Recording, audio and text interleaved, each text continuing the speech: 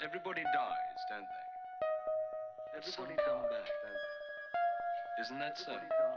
You tried to get into the locked room today, didn't you? How do the dead come back, Mother? What's the secret? The Quest of Iranon by H.P. Lovecraft. Into the granite city of Teloth wandered the youth, vine-crowned, his yellow hair glistening with myrrh, and his purple robe torn with briars of the mountain Sidrak that lies across the antique bridge of stone. The men of Teloth are dark and stern, and dwell in square houses, and with frowns they asked the stranger whence he had come, and what were his name and fortune. So the youth answered, I am Iranon, and I come from Ira, a far city that I recall only dimly, but seek to find again. I am a singer of songs that I learned in the far city, and my calling is to make beauty with the things remembered of childhood. My wealth is in little memories and dreams, and in hopes that I sing in gardens when the moon is tender and the west wind stirs the lotus buds. When the men of Teloth heard these things, they whispered to one another, for though in the granite city there is no laughter or song, the stern men sometimes look to the Carthian hills in the spring and think of the lutes of distant Unai whereof travellers have told. And thinking thus, they bade the stranger stay and sing in the square before the tower of Mlin, though they liked not the colour of his tattered robe, nor the myrrh in his hair, nor his chaplet of vine leaves, nor the youth in his golden voice. At evening Iranon sang, and while he sang an old man prayed, and a blind man said he saw a nimbus over the singer's head.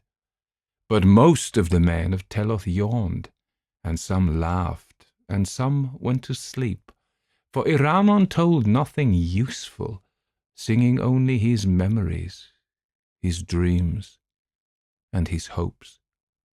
I remember the twilight, the moon, the soft songs, and the window where I was rocked to sleep, and through the window was the street where the golden lights came, and where the shadows danced on houses of marble.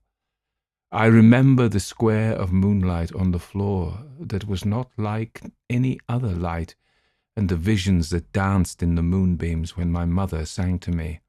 And too, I remember the sun of morning bright above the many-coloured hills in summer, and the sweetness of flowers born on the south wind that made the trees sing.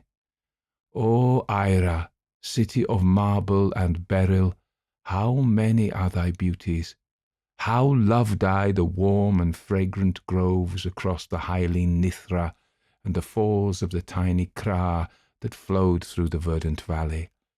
In those groves and in that vale the children wove wreaths for one another, and at dusk I dreamed strange dreams under the yath trees on the mountain, as I saw below me the lights of the city and the curving Nithra reflecting a ribbon of stars. And in the city were palaces of veined and tinted marble, with golden domes and painted walls, and green gardens with cerulean pools and crystal fountains. Often I played in the gardens and waded in the pools, and lay and dreamed among the pale flowers under the trees. And sometimes at sunset I would climb the long hilly street to the citadel and the open place, and look down upon Ira, the magic city of marble and beryl, splendid in a robe of golden flame.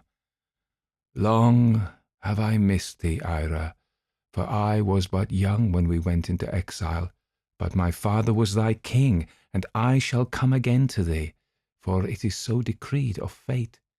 All through 7 lands have I sought thee, and some day shall I reign over thy groves and gardens, thy streets and palaces, and sing to men who shall know whereof I sing, and laugh not, nor turn away. For I am Iranon, who was a prince in Ira. That night the men of Teloth lodged the stranger in a stable, and in the morning an archon came to him and told him to go to the shop of Athok the cobbler and be apprenticed to him. "But I am Iranon, a singer of songs," he said, "and have no heart for the cobbler's trade." "All in Teloth must toil," replied the archon, "for that is the law." Then said Iranon, "Wherefore do ye toil? Is it not that ye may live and be happy? And if ye toil only that ye may toil more, when shall happiness find you? Ye toil to live, but is not life made of beauty and song? And if ye suffer no singers among you, where shall be the fruits of your toil? Toil without songs is like a weary journey without an end.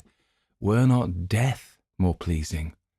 But the archon was sullen and did not understand, and rebuked the stranger. "Thou art a strange youth, and I like not thy face nor thy voice. The words thou speakest are blasphemy, for the gods of Teloth have said that toil is good. Our gods have promised us a haven of light beyond death, where there shall be rest without end, and crystal coldness amidst which none shall vex his mind with thought, or his eyes with beauty. Go thou then to Athok the cobbler, or be gone out of the city by sunset. All here must serve, and song is folly." So Iranon went out of the stable and walked over the narrow stone streets between the gloomy square houses of Granite, seeking something green in the air of spring. But in Teloth was nothing green, for all was of stone. On the faces of men were frowns, but by the stone embankment along the sluggish river Zuro sate a young boy with sad eyes, gazing into the waters to spy green budding branches washed down from the hills by the freshets. And the boy said to him, "Art thou not indeed he of whom the archons tell, who seekest a far city in a fair land? I am Romnod, and born of the blood of Teloth, but I am not old in the ways of the Granite city, and yearn daily for the warm groves and the distant lands of beauty and song. Beyond the Carthian hills lieth Unai, the city of lutes and dancing, which men whisper of and say is both lovely and terrible. Thither would I go, were I old enough to find the way, and thither shouldst thou go, and thou wouldst sing and have men listen to thee. Let us leave the city, Teloth, and fare together among the hills of spring. Thou shalt show me the ways of travel, and I will attend thy songs at evening, when the stars one by one bring dreams to the minds of dreamers. And peradventure it may be that Unai, the city of lutes and dancing, is even the fair Ira thou seekest. For it is told that thou hast not known Ira since old days, and the name often changeth.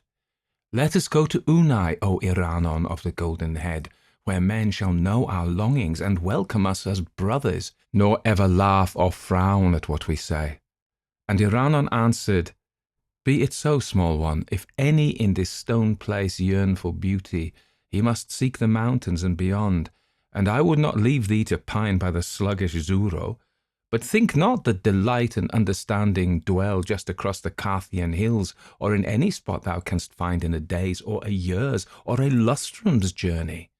Behold, when I was small like thee, I dwelt in the valley of Narthos by the frigid Tsari, where none would listen to my dreams, and I told myself that when older I would go to Sinara on the southern slope and sing to smiling dromedary men in the marketplace.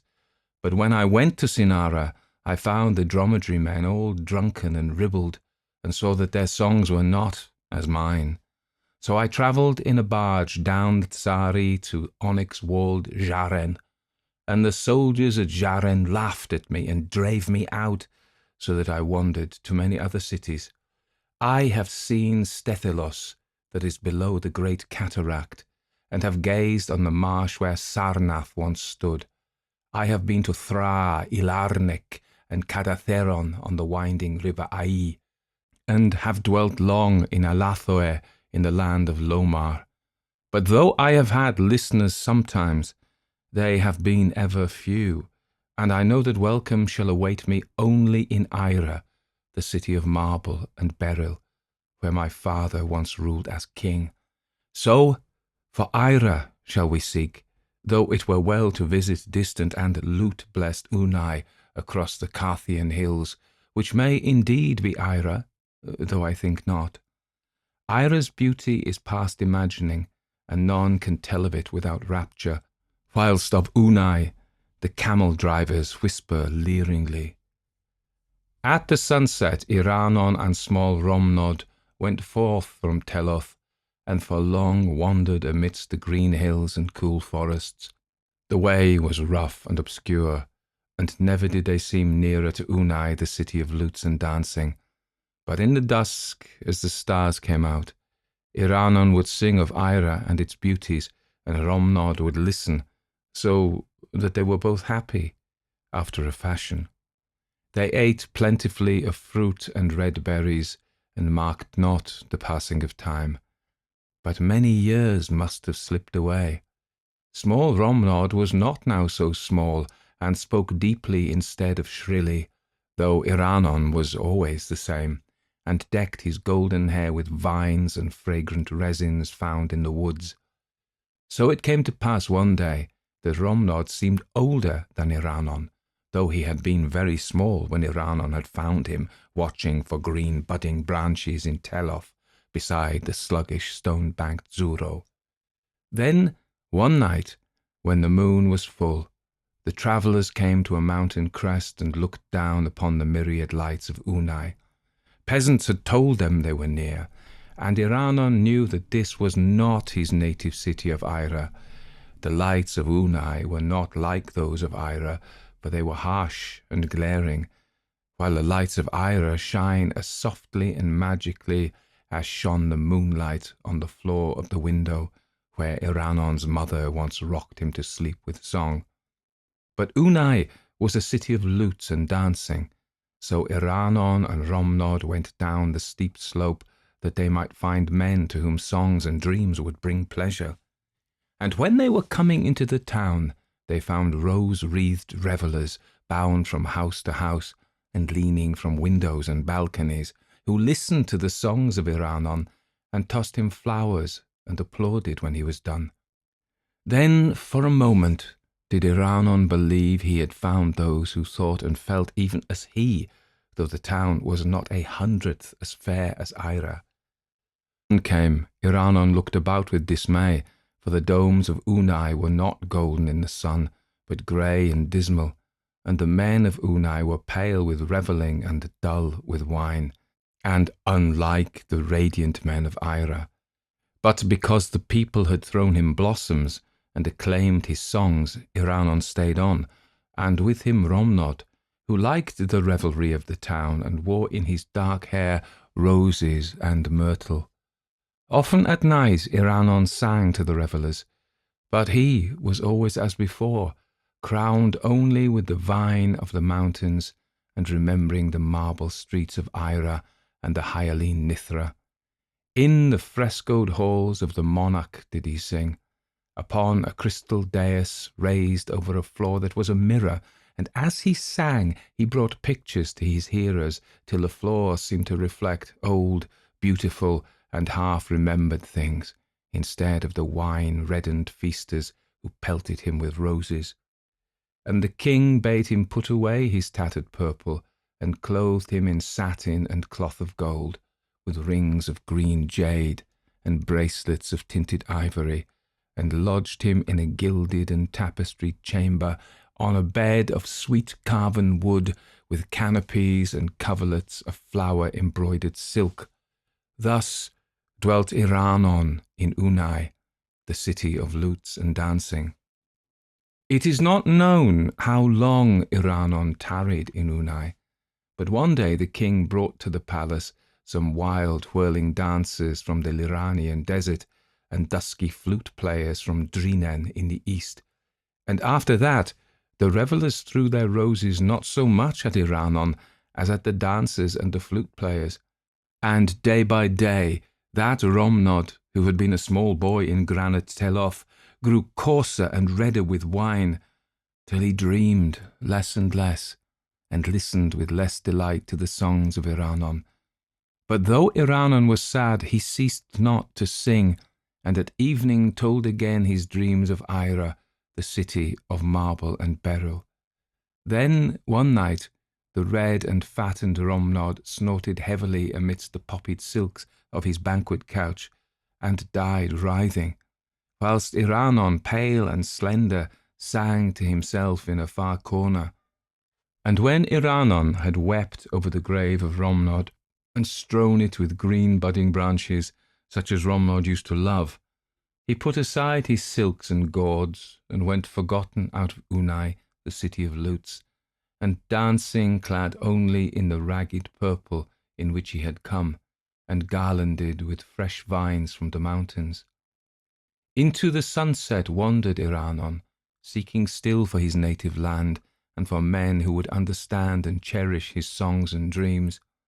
In all the cities of Sidathria, and in the lands beyond the Manachik desert, gay-faced children laughed at his olden songs and tattered robe of purple.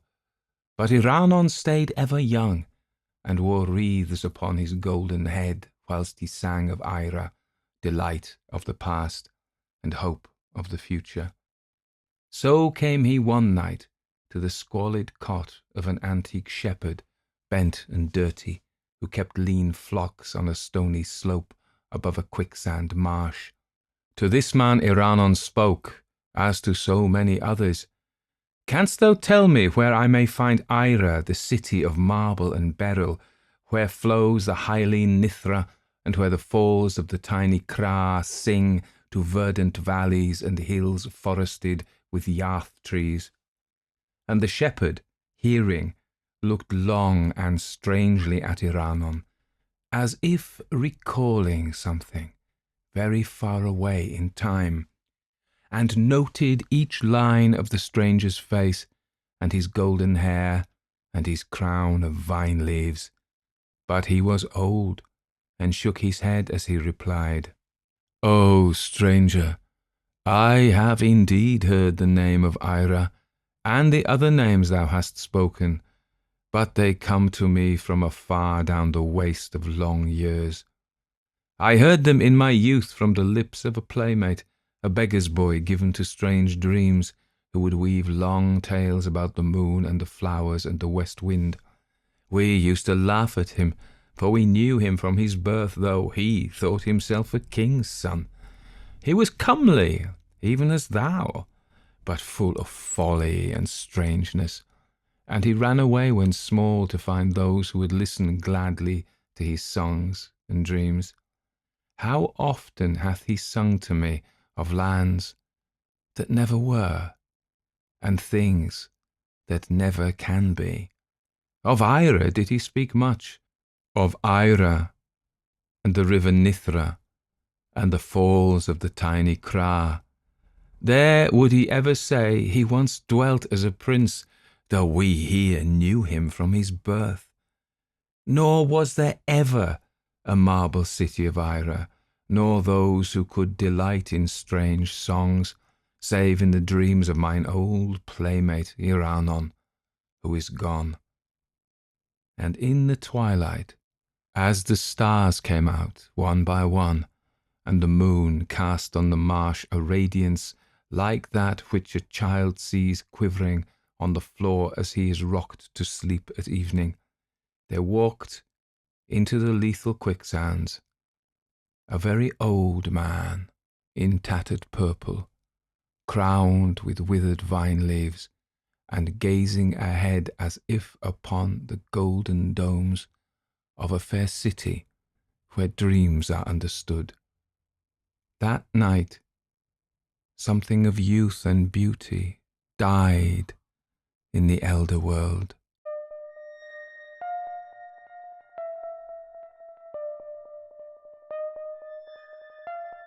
Everybody dies, don't they? Everybody come back, don't they? Isn't that so?